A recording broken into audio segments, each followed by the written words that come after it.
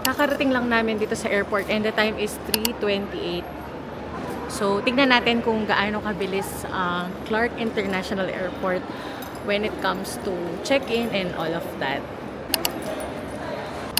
Time check, 3:29. Nandito kami sa travel tax counter para magbayad ng travel tax and walang pila. So, kami na agad.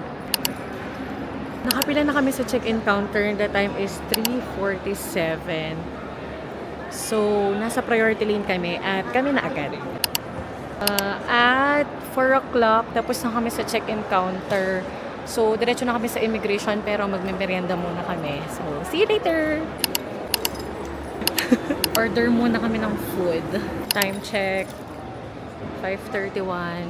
Tapos kami sa immigration. Mabilis lang siya. Hanggang sa harap ng gate number 19.